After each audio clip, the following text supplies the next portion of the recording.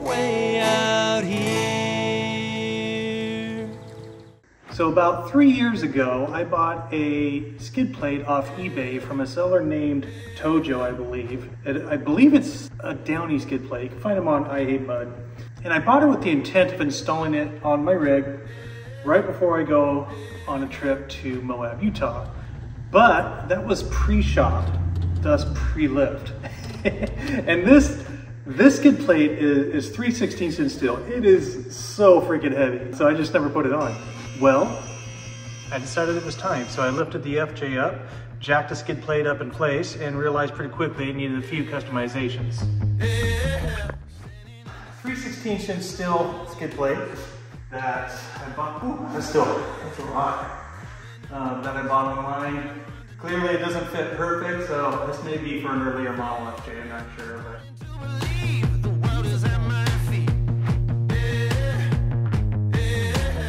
And then on the back side, my exhaust hits right here on the inside. So I was thinking I could probably cut that out, but instead I'm gonna try to move the exhaust that way by heat straightening it. So try to straighten out the exhaust, notch that out further, and then we're gonna weld this frame there. So I've already started a little bit, but what I'm trying to do is clamp the pipe over this way as far as possible in the front. Then I'm using a ratchet strap in the back and pulling it this way while heating up this bend. I'm hoping it'll straighten out a little bit just so that I can get much needed clearance right here.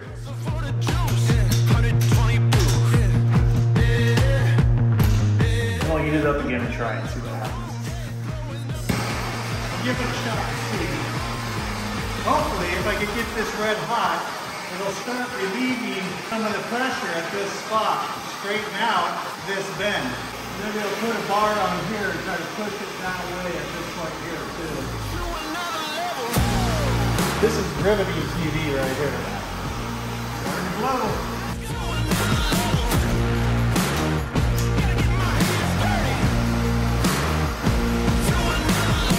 Really doesn't seem like it's doing much. Woo! It's blowing red. Red hot.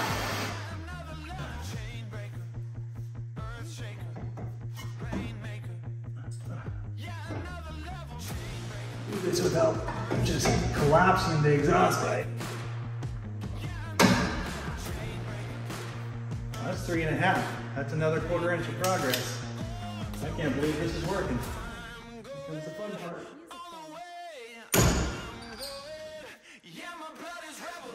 We gained an inch.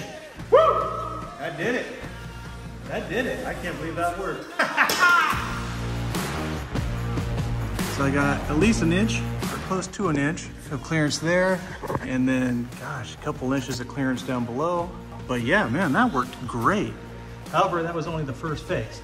Now I've got to trim it a little bit to make it fit right. So anyways, I'm gonna notch this out. In order to do that, I am going to use a angle grinder with a cutoff blade because I don't have a plasma cutter or a CNC machine, torches, or anything else. I have this.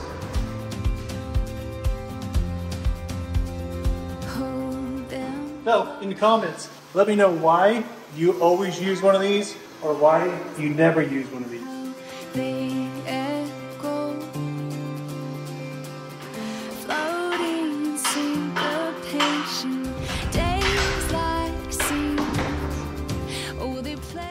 And there's two. Okay, let's try to get this thing up. All right, it's pretty clear now why I had to cut this out. And I made this bigger just because it probably would have cleared, but it looked weird just having the hole right here. Kind of fits in there nice and tight. This looks real good. This is hitting now. I got to add a new motor mount up in the front, which should lift it about a 1/2 inch. And then I'm going to put new bushings on the rear cross member that should lift out another 1/2 inch. So once all that's done, this may actually clear. If not, I'll have to do a little more notching right here. So anyways, that looks pretty good. Take a look at the rest of it here. So as you can see that I'm going to run a bead right along here after I get this all adjusted in the right spot. It's got to come this way and up still, but yeah, it's gonna be nice. Beefy. I think we'll tack her into place now. See if she holds.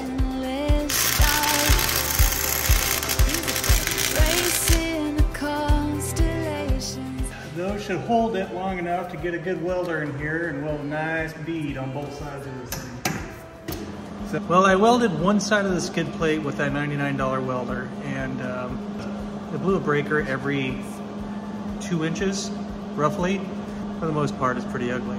So, my buddy loaned me his Hobart, which is a vastly superior machine. So we're gonna go ahead and test this baby out and see how well it does on the other side. I haven't welded for like 20, 25 years.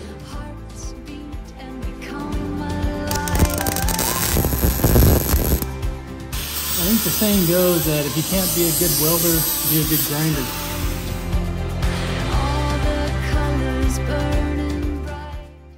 Alright, because my welds were so bad on each side, doesn't matter what welder I'm using, I'm going to pull this off. I'm going to clean up the back side and run another bead just to make sure. And when I hit a big old rock, it doesn't just fold up against my transfer case. So I got the new parts from Advanced Adapters today, and they are a little bit different than the previous ones. Once I put these babies in, it is going to lift my engine and my transfer case quite a bit. We got a little bit of modification to do. These don't quite fit. This right here is too big. So I'm going to use this to make them a little bigger so that they fit. I also got some new grade A bolts, which nothing wrong with that, but I'm going to double nut them, so I got them a little bit longer.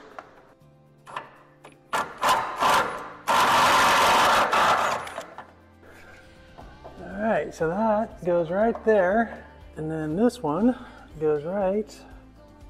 And look at that. Oh, that's a thing of beauty. I love it. I tell you what, if without moving this exhaust, there's no way I could have got this in. 50 pounds.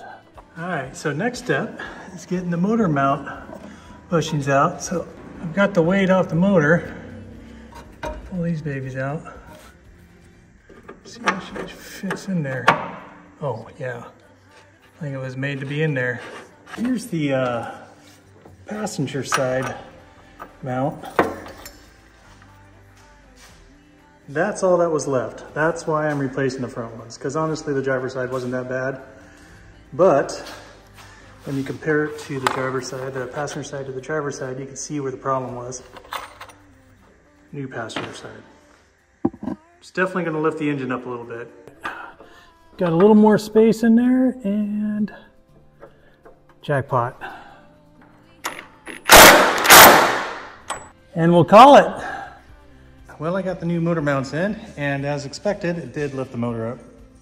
Obviously, because I didn't have a motor mount on one side, now I do. So I lifted up a couple inches. So now I'm just chasing problems a little bit, but you can see here that the fan shroud is now lower than the top of the blade. So I'm gonna have to raise the radiator up a couple inches to get the fan centered in the fan shroud. Well, I've completed my makeshift and quite sketchy gantry crane, and I've lifted the radiator up a little bit. Don't try this at home. None of that's hitting the bucket. I think I'm catching about 70% of it. Right now, the radiator is right about the height I want. That is almost perfect spacing to give me the clearance I need.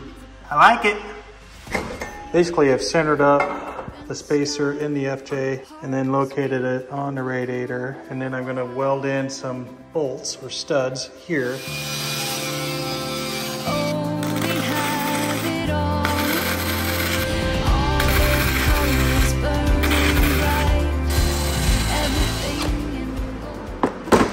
Well, that should do it. Well, I got her all cleaned up, welded up, painted up. Looks like a brand new radiator from a distance, but it is far from that. So now it's time to see how she fits, how it all lines up. Well, that doesn't look too bad at all. Finish bolting this sucker down and hook up the hoses, fill her up with water, and she should be good to go. New motor mount, new cross member mount, and new cross member mount. All in all, it added about 1.5 inches more height to the engine and close to the cross member. So I definitely needed that to make sure the skid plate cleared. About to lift it back up in place and see how close she is. Hopefully I don't have to do any more grinding on that thing because I'm tired of that.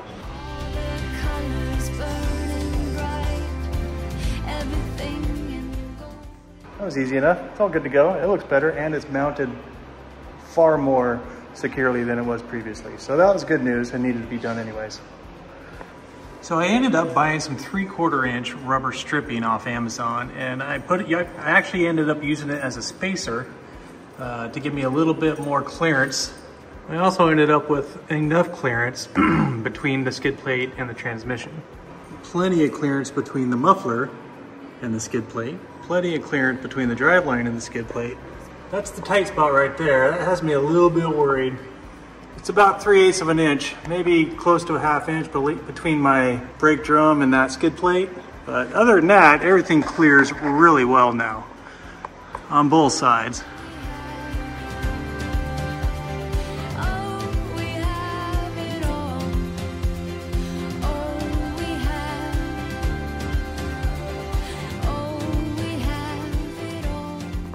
So all in all, turned out to be a pretty good project.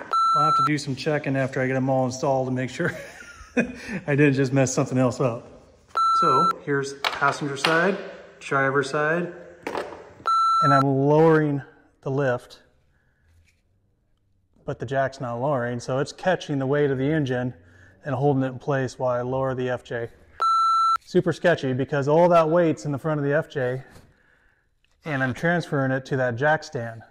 I got a little bit of an imbalance going right now that's making me a little bit nervous. I called the dog out. She usually lays underneath it for some reason. Just in case.